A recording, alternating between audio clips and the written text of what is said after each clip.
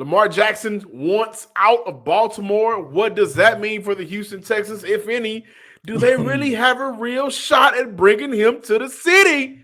We got to talk about that on today's episode of Locked On Texans. And to tie it all in, we want to develop a great team here that we can deliver wins to the city of Houston. We want to deliver a championship here to the city of Houston, and that's what it'll be about. You are Locked On Texans, your daily Houston Texans podcast, part of the Locked On Podcast Network, your team every day.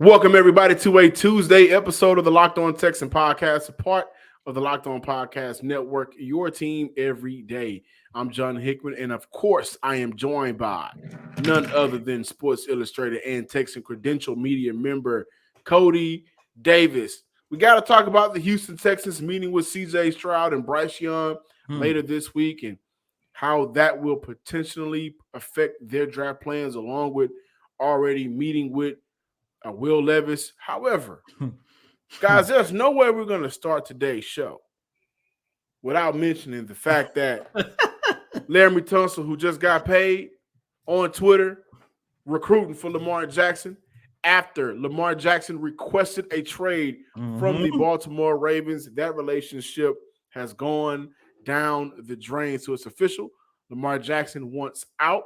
Right now, he is seeking a contract, long-term contract with guaranteed money in the neighborhood of Cleveland Browns quarterback Deshaun Watson. He was placed on a non-exclusive franchise tag on March 7 by the Baltimore Ravens. That tag allows Jackson to negotiate with other teams. If he signs an offer sheet with another team, Baltimore would have 5 days to either match it or receive 2 first-round picks as compensation in return. If there is no offer sheet, Lamar Jackson would earn $32.416 million this season if he plays under the tag. Lamar Jackson doesn't have a lot of leverage as of right now. The Ravens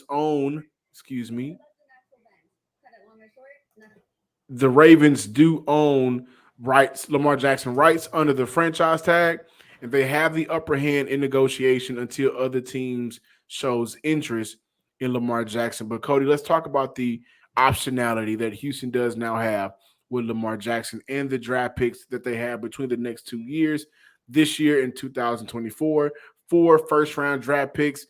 They can move on from 2 of those first-round draft picks. I will look at Houston moving on from Cleveland's draft pick this year, so the number 12 overall pick, and, maybe Cleveland's pick for next year as well.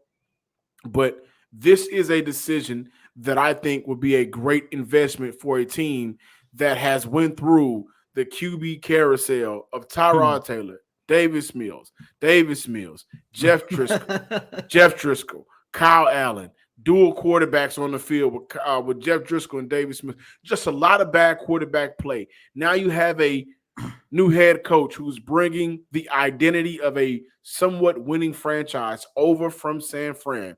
Now you have a general manager who believes and trusts in his head coach to bring to life his vision and the plan that he sees for this franchise. And I don't think there's no other quarterback on the market that can do what I believe that DeMeco Ryans would like to do and bring to this franchise other than Lamar Jackson. We already know that Herbert is going to be locked in with the Chargers. Joe Burrow ain't going nowhere. Patrick Mahomes is already locked in. Kyler Murray is locked in. All of the more top 5 considered quarterbacks are going to be are already locked in with their teams outside of Lamar Jackson. I think this is an investment that when you hear the words how the show opened up, we want to build a team. We want to bring a championship to the city of Houston. I think Lamar Jackson is that guy. There's no way that the Houston Texans front office team is sitting inside the NRG Stadium off 16 and Kirby, reading the news that Lamar Jackson has requested a trade to get out of Baltimore and saying to themselves, what they got to do with us? This is a deal that I think they should, explore, see how it'll work out financially. Maybe they look at whenever they sign an offer sheet, send over those 2 first-round picks. maybe the idea of, paying him in a signing bonus will come to mind. Figuring out financially how this will work, because that is an immediate upgrade to an offense that would like to replicate some of the exact same things that they were able to do in San Fran. I don't think there's a better quarterback on the market that can do that. I think Lamar Jackson to Houston should be a real thought, and they should be figuring out how to get that deal done right now.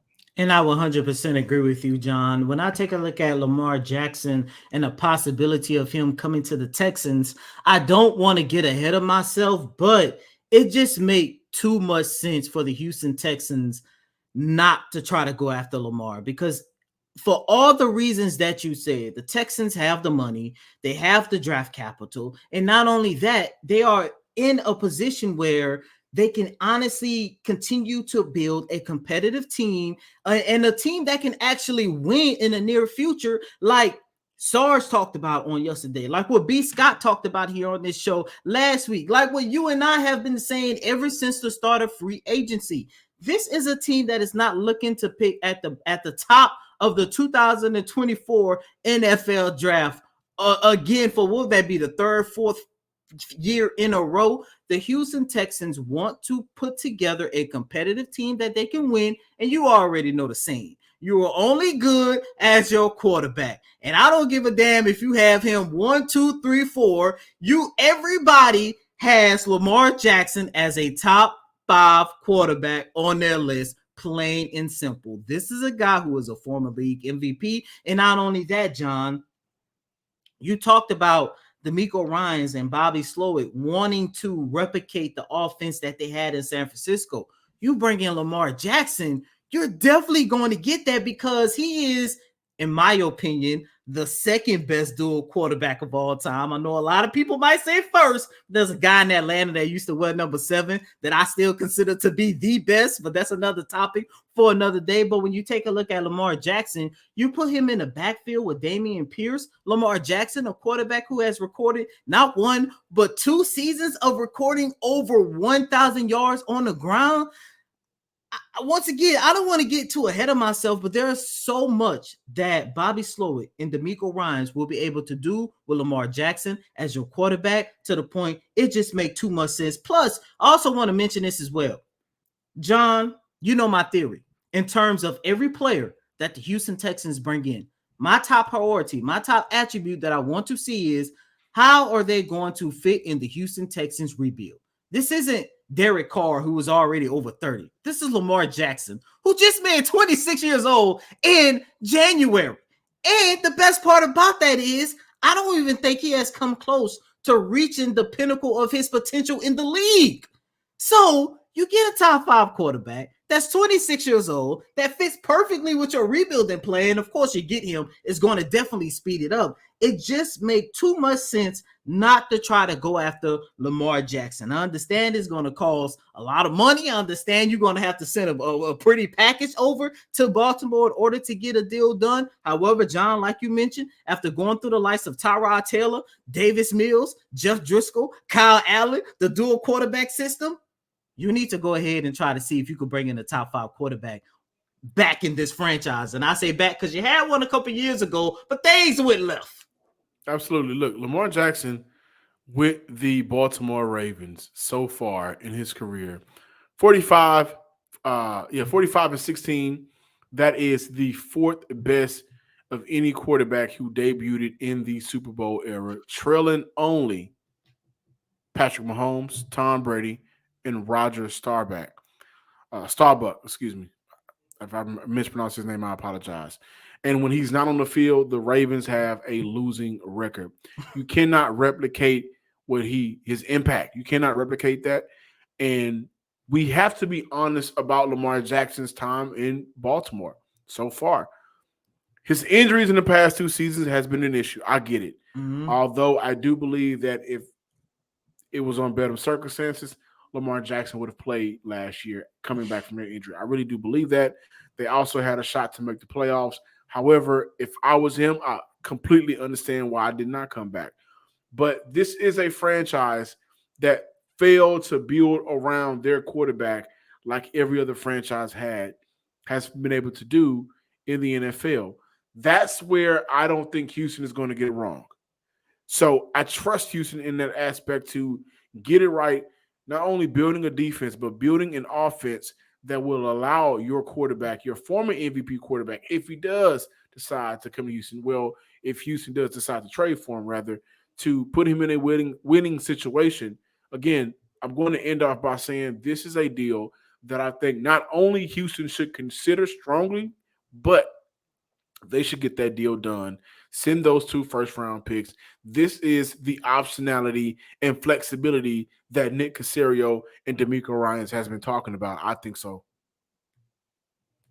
The tournament is heating up, and there's no better place to get in on the action than FanDuel, America's #1 sports book.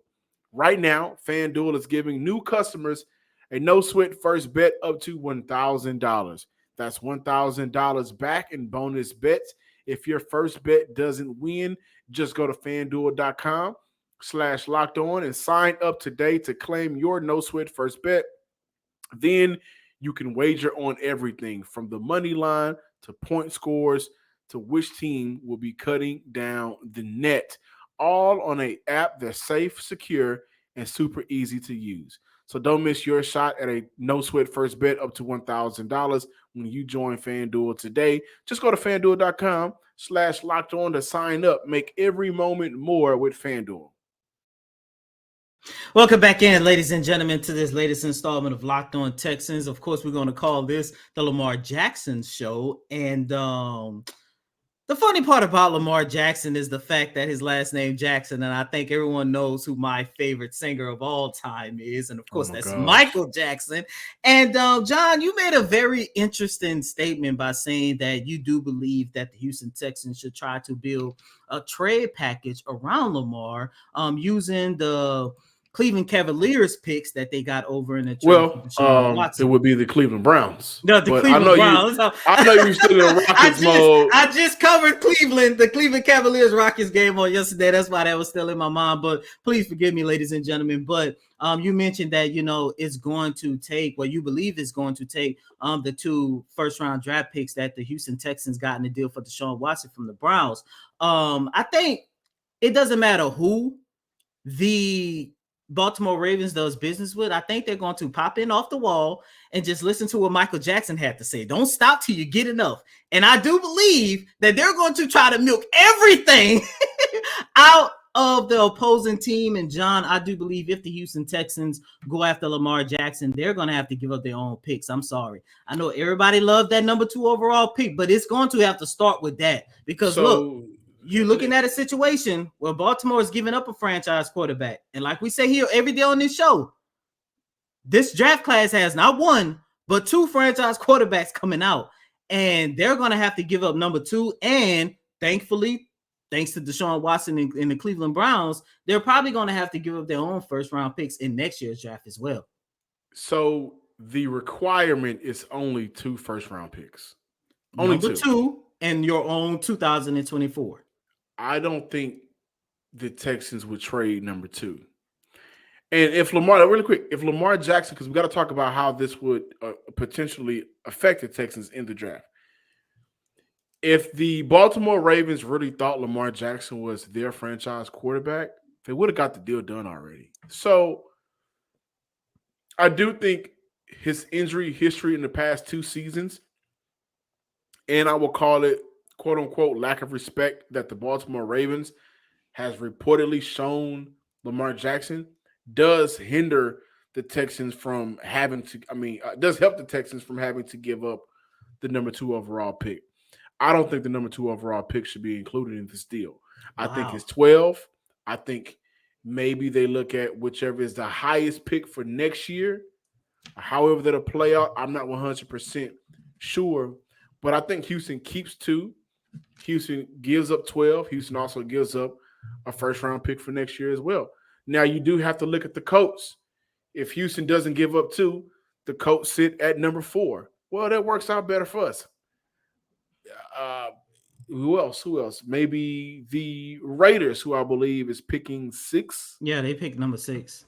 So it does come down to you're not bidding only with the Baltimore Ravens. Now you have to bid against other teams. And then you look at the how you value Lamar Jackson in the plans that you have for this team. But maybe that's a thought. I giving up number 2 is a lot. But here's the But then thing. again, you're getting Lamar Jackson in return. That's my point. You're getting Lamar Jackson in return. And look, with this number 2 overall pick, who are we expecting the Houston Texans to draft? Well, matter of fact, what position are we expecting the Houston Texans to draft?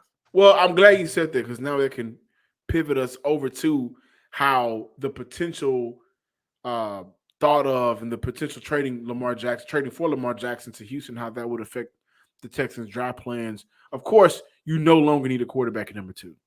Mm-hmm. That's number 1. And so now you will look at a situation where if Houston was able to stay at number 2, or even if they stay at number 12, I think you immediately go get him a receiver. If you stay at 12, if you stay at 2, it's a difference. Then you go get Will Anderson, no question about it.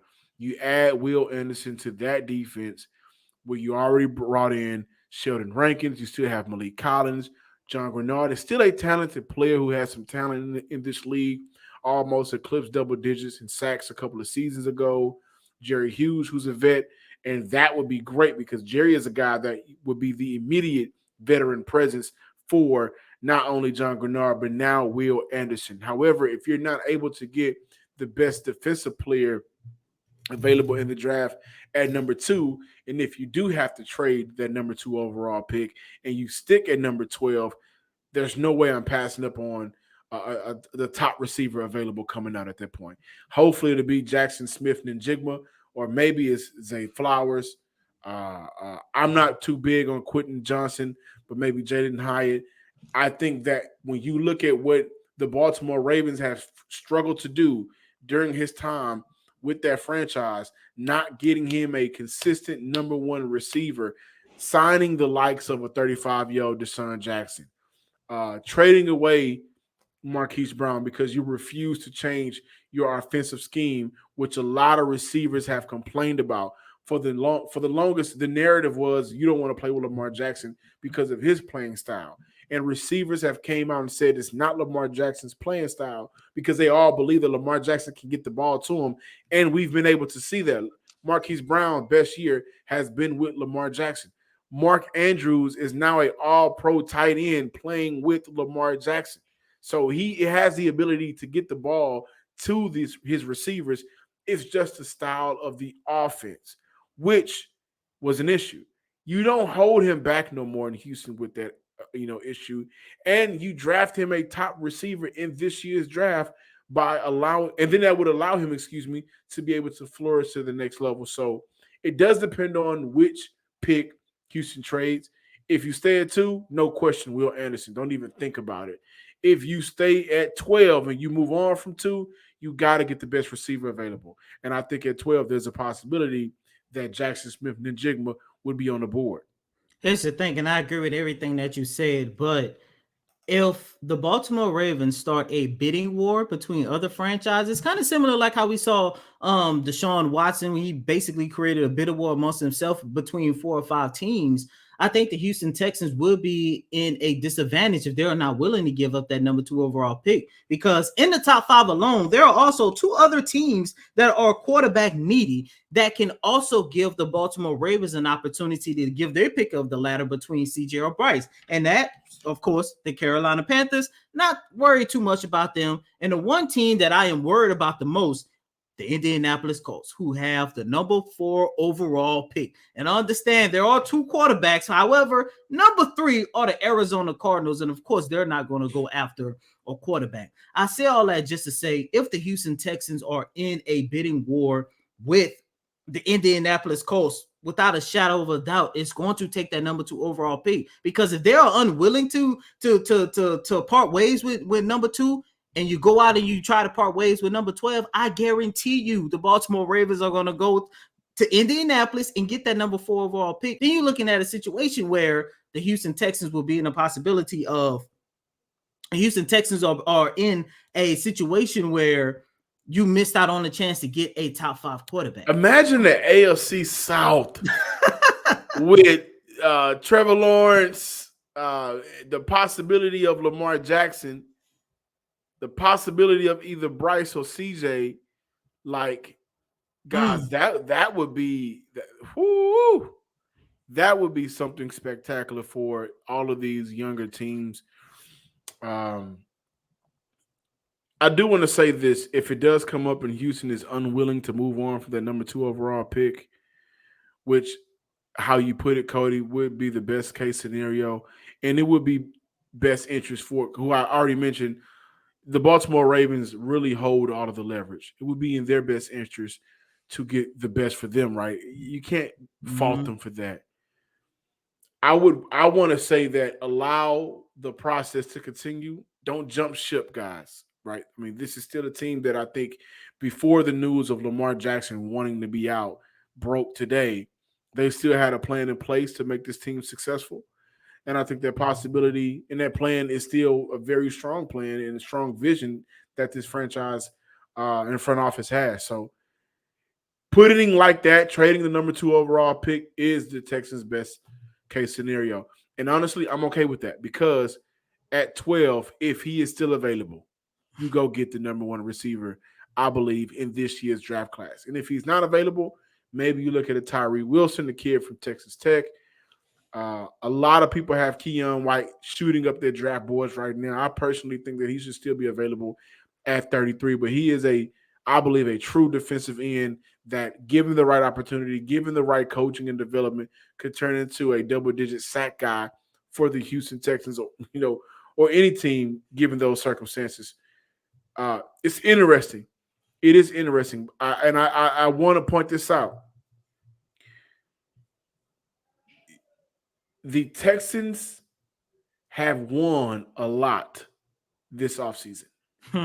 They got their guy in the head coach. Everybody else won it.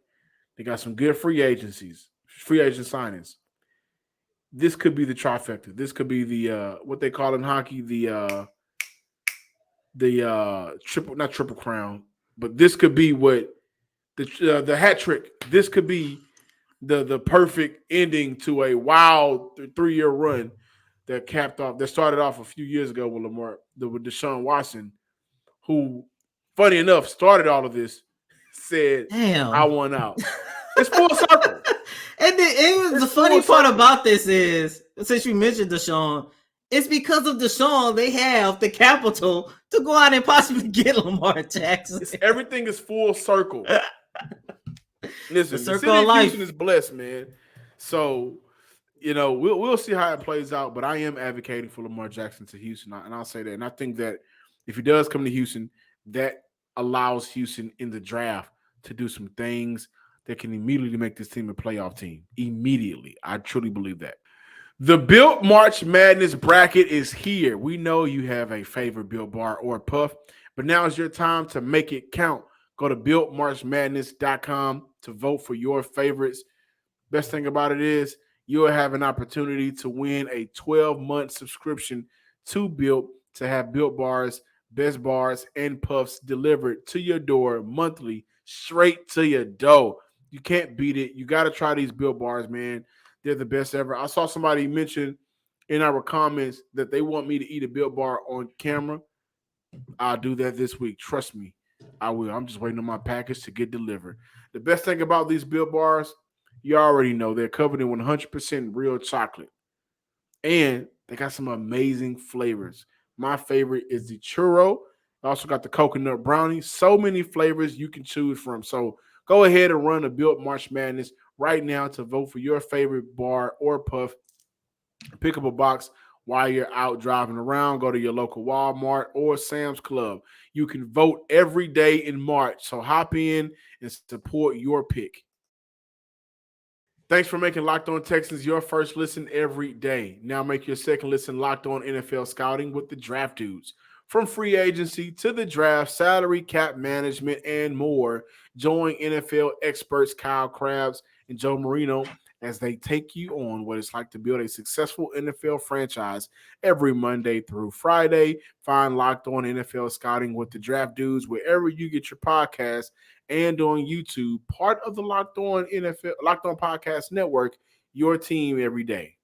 Welcome back in, ladies and gentlemen, to this Tuesday installment of Locked On Texans. We had a lot of fun talking about Lamar Jackson here today, but we cannot forget that at the end of the day, Lamar Jackson could possibly still be a dream scenario, and it's still a little bit more realistic for the Houston Texans to enter the 2023 campaign with a rookie quarterback, and that rookie quarterback back will likely be either CJ or Bryce. And we have been told that the Houston Texans will have a meeting at some point this week with both CJ and Bryce. They met with Will Levis on last week, and they also have a meeting set up with Anthony Richardson in the near future. So at the end of the day, the Houston Texans are still keeping their eye on the prize on who is going to take the helm as this team's next franchise quarterback that they can possibly get in this year's NFL draft. And by the way, I do want to add that D'Amico Ryans, your new head coach, has already mentioned that he is not worried about the size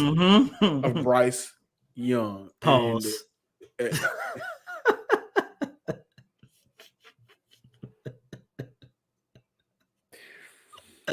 D'Amico Ryans is a Alabama alumnus, and I think he recognizes that in this case with Bryce Young, size doesn't matter.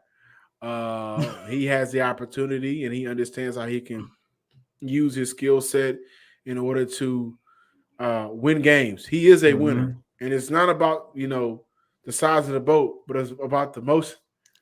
Oh, those. Okay, I'm sorry, guys, but I do want to say with Bryce Young and his size not mattering for serious note that I think D'Amico Ryans values everything that he brings to the team, the leadership, the ability to understand and process quickly on the fly. These are some of the things that Bryce Young does a whole hell of a lot better than a lot of quarterback prospects in the past 10 years. In the past 10 years, past decade, we've seen more of the athleticism be brought into the play when you discuss quarterback. Shout out to Cam Newton, who I think was the first quarterback to start the wave of that being more consistent back in 2011. But with Bryce Young, he is so cerebral mentally.